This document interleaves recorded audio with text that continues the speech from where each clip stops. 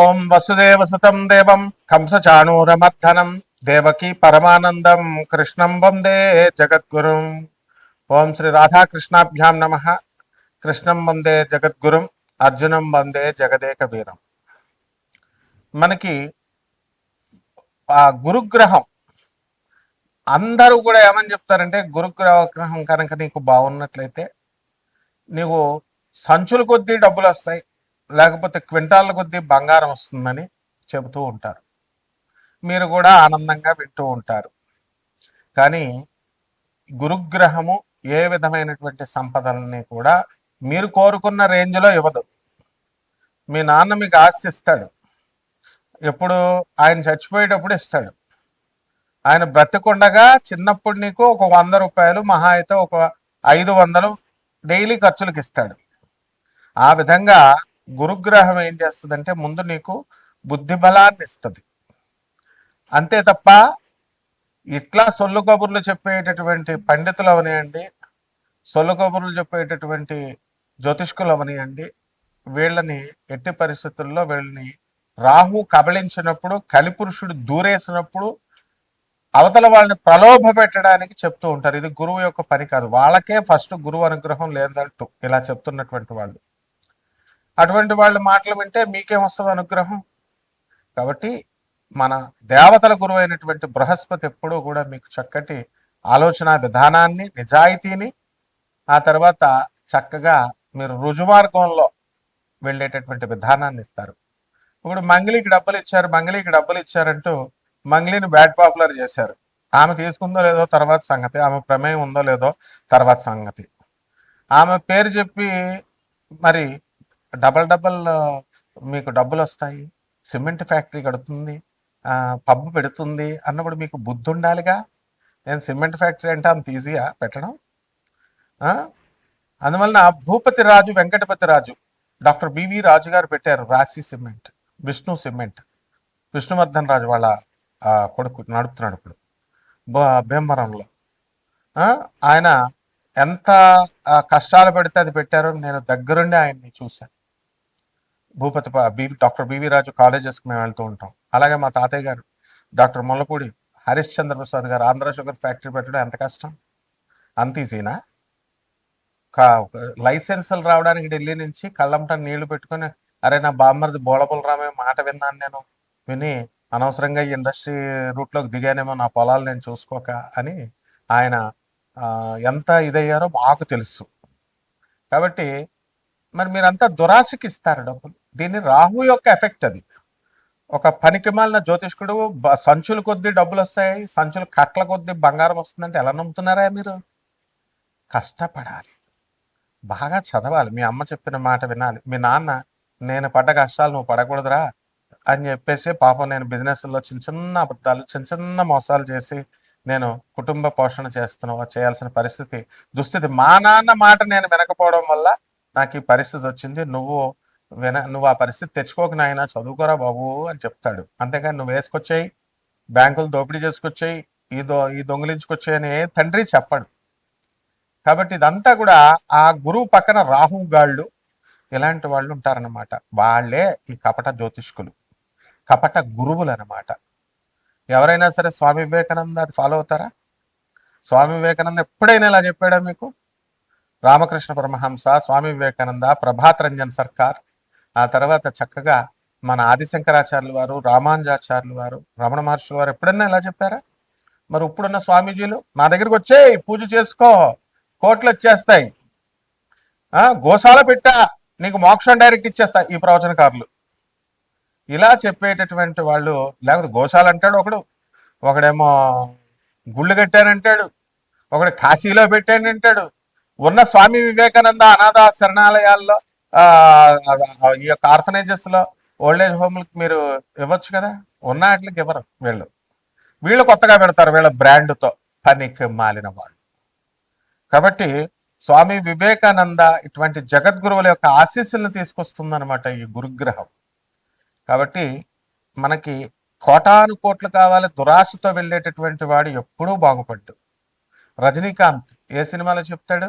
నరసింహ, నీది కాంతి నీ దగ్గరికి రాదు, నీదైంది నిన్ను వదిలి ఎప్పటికీ పోదు. నువ్వు ప్రయత్నించకపోయినా నీ దగ్గరికే వస్తుంది.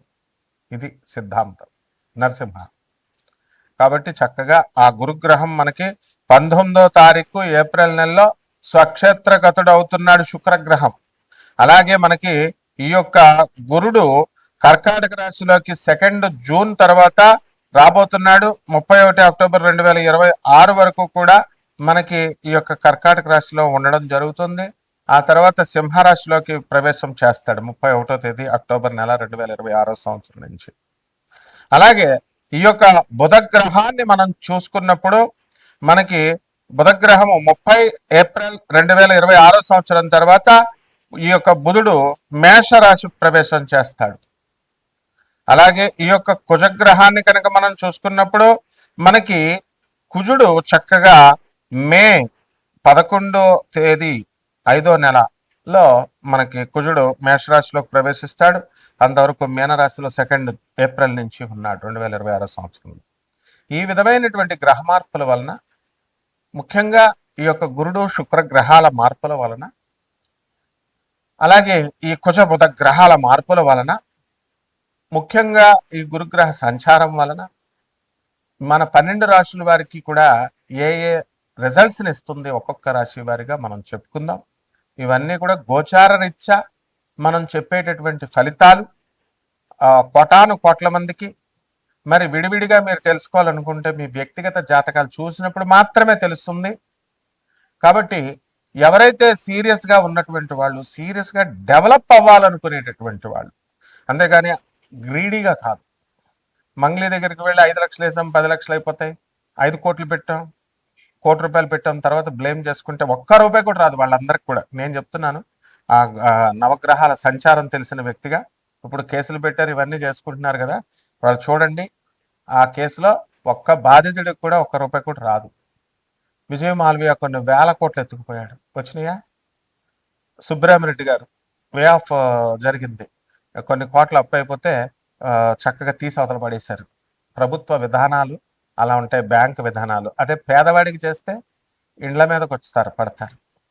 సో లీగల్ సెల్స్ ఉంటాయి. 200 దేశాల్లో ఆశ్రమాలు ఉన్నటువంటి ఆనంద మార్గ ఆశ్రమానికి ఇంటర్నేషనల్ కోఆర్డినేటర్ నేను. సిబిఐ కొల్యూడ్ అయ్యి కొంతమంది కపట ఆర్జీ శ్రీవాత్సవ ఐజీ కొల్యూడ్ అయ్యి కరప్ట్ అయ్యి ఆనాటి ఇందిరాగాంధీ 19 ఎమర్జెన్సీ సమయంలో మా గురువు గారిని సిబిఐ అరెస్ట్ చేసినప్పుడు అతను పాయిజన్ ఇచ్చారు, మామూలు మనిషి అనుకొని విషం తాగాడు, విషం ఇచ్చారు. బ్రతికిన తర్వాత బెత్తరపోయారు. బెత్తరపోయిన తర్వాత ఆయన సాక్షాత్తు శివసంభూతుడని తెలుసుకొని అదే ఐజీ శ్రీవాత్సవ ఆయన పాదాల మీద పడి క్షమాపణ అడిగి ఈ రోజున మాకు ఆనంద్ నగర్ జార్ఖండ్ లో Singhbhumi first landscape on the earth అని అక్కడ ఆయన సన్యాస దీక్ష తీసుకున్నాడు మా గురుగారి దగ్గర. ఇప్పుడు కూడా సర్వ్ చేసుకుంటున్నాడు. సో సింగభూమి జార్ఖండే first landscape on the earth అని geological survey of India geological evidences ఉండగా, అలాగే ఎన్జిఆర్ఐ ఇవన్నీ కూడా సెంట్రల్ గవర్నమెంట్ ఎవిడెన్సెస్ ఉండగా బుద్ధి లేదా ప్రవచనకారులకి? బుద్ధి లేదా మీకు అందరికీ చెప్పేటటువంటి వాళ్ళు యూట్యూబ్కి మైథలాజికల్ స్టోరీ లాగా చెప్తారు. ఏది ఈ యొక్క ఏమిటది కల్కి పుడతాడు, ఏమిటా ఆ ప్లేస్ ఏమిటి? కల్కి పుడతాడు శంబాలా నగరం, రిపీట్, కల్కి పుడతాడు అది శంబాలా నగరం అని ఒక మైథలాజికల్ స్టోరీ లాగా అదేదో ఎక్కడో ఉంటది, అది హిమాలయ పర్వతాల తర్వాత ఎక్కడో ఉంటది, మానవులు వెళ్ళలేరు. ఏంటి సొల్లు కబుర్లు చెప్పాను నేను. First landscape on the earth Singhbhumi, refer చేసుకోండి గూగుల్. జార్ఖండ్ ఇండియా అది భూభాగం అని చెప్పి జియోలాజికల్ ఎవిడెన్సెస్ చెప్తుంటే మళ్ళీ మీరు ఇది చేస్తున్నారు. ఏం do you want me to file the cases against all such YouTubers? ఎందుకు చరిత్రను మారుస్తున్నారు మీరు? అలాగే రాముడు అయోధ్యలోనే పుట్టాడు, మైథలాజికల్ స్టోరీ రామాయణం కావ్యం అని చెప్పడానికి మీకు ఎవరిచ్చారు అధికారం? మరి పని పట్టలేక అయోధ్యలో రామాలయం కట్టారు, పని పట్టలేక భక్తులందరూ రాముడి వారి దగ్గరికి వెళ్తున్నారు. అలాగే మధురాలో కృష్ణుడు పుట్టాడు, దక్షాల్. మళ్ళీ కృష్ణుడు మైథలాజికల్ స్టోరీ భాగవతం అబద్ధం, భగవద్గీత అబద్ధం అంటూ కొంతమంది యూట్యూబర్లు రా మీరంతా. యూట్యూబర్లు మీరు ఉపాసకులు అవుతారా? మీరు భక్తులు అవుతారా? స్వామి వివేకానంద శిష్యురా మీరు? గురు పరంపర నుంచి వచ్చినటువంటి వాడిని నేను చెప్తున్నాను. రాముడు గురువు, రాముడు అయోధ్యలోనే పుట్టాడు, అదే సాకేతం.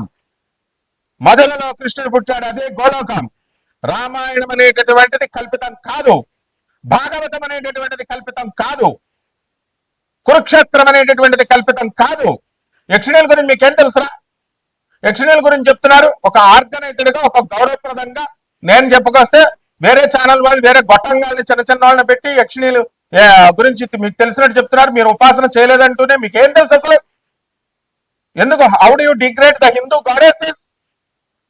సో ఇవన్నీ కూడా మీరు చెప్పడం వల్ల, ఈ దురాశాపరులైనటువంటి ఈ జనం చూడడం వల్ల ఏమవుతుందంటే ఈ యొక్క మీకు రిజల్ట్స్ రావు. గురుగ్రహం చేసేది అదే, నిజమైనటువంటి జ్ఞానాన్ని చెప్పడం. గురు పరంపర అంటే ఆజ్ఞాపించాలా? గురువు గురు దత్తాత్రేయుడు ఆదేశిస్తాడు. It is an order. ఆది శంకరాచార్యుల ఆది గురువు ఏమంటాడు? నా గురోరధికం, నా గురోరధికం, నా గురోరధికం ఇది శివ శాసనతః. శివుడు శాసించాడు. ఇదేమన్నా రాజకీయ నాయకుళ్ళు సీఎంలు పిఎంలు అనుకుంటున్నారు చెప్పడానికి? దిస్ ఇస్ ఆర్డర్, గురువు ఆర్డర్. కాబట్టి ఇక నుంచి ఎటువంటి మైథలాజికల్ స్టోరీస్ లాగా ఎవరు కూడా చెప్పకూడదు. అలా కనుక చెప్పినట్లయితే తప్పకుండా లీగల్ ప్రొసీడింగ్స్ కి వెళ్తాం. ఇదే గురుగ్రహం చేసేటటువంటి. అంతేగాని బస్తాలు బస్తాలు డబ్బులు మీకు ఇచ్చేది, బస్తాలు బస్తాలు మీకు డబ్బుల్ని ఇవ్వదు. జ్ఞానాన్ని ఇస్తుంది, మంచి గురువుల్ని ఇస్తుంది, మంచి స్నేహితుల్ని ఇస్తుంది, నిజాయితీ పరులుగా ఉన్నటువంటి వాళ్ళని చేత మీకు కల్పించి యథార్థ భక్తిని, నిజ భక్తిని మీకు కల్పిస్తుంది. ఇక 12 రాశుల వారికి ఒక్కొక్క రాశి వారిగా మీకు ఏమేం ఫలితాలు ఇస్తుందో ఈ వీడియోలో చూద్దాం. కన్యా రాశి.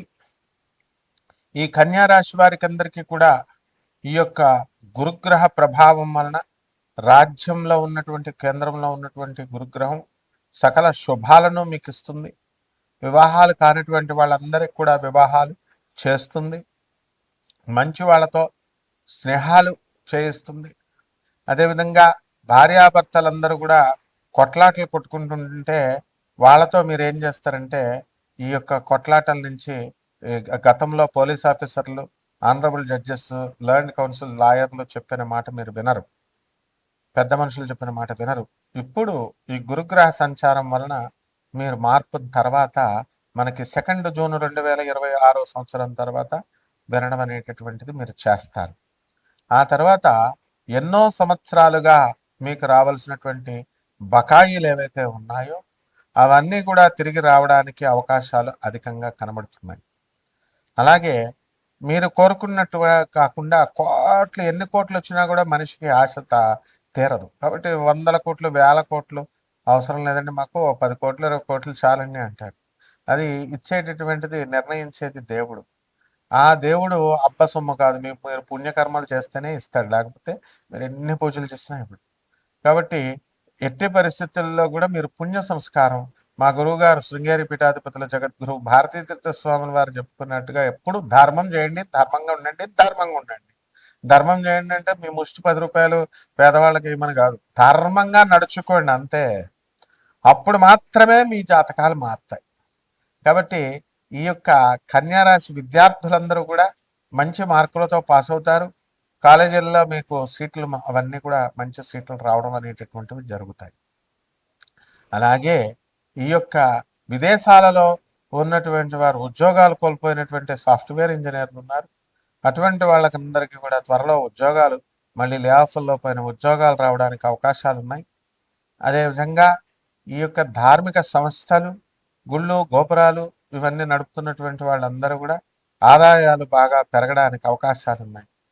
ఇక వ్యవసాయ రంగంలో ఉన్నటువంటి వాళ్ళందరూ కూడా వ్యవసాయంలో బ్రహ్మాండంగా మీరు సంపాదించడం అనేటటువంటివి జరుగుతాయి.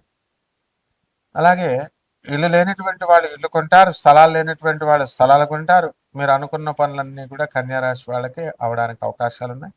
పరిహారాల దగ్గరికి వచ్చేసరికి సప్తమంలో ఉన్నటువంటి శనిగ్రహ ప్రభావం వలన భార్యాభర్తల మధ్య, పిల్లల మధ్య యుద్ధాలు జరుగుతూ ఉంటాయి, అంతర్యుద్ధాలు. అవన్నీ కూడా సమసిపోవడానికి గాను కొన్ని పరిహారాలు చేసుకోవాల్సినటువంటి అవసరం ఉంది. అదేమిటంటే శని జపం చేసుకోవాలా, శని స్తోత్రాలు చదవాలా, శనికి కిలోంపావు నల్ల నువ్వుల్ని, నల్లని వస్త్రాలనిచ్చి పేద బ్రాహ్మణులకి శనివారం నాడు ఉదయం 8 గంటలకి దానం చేసుకోవాలా.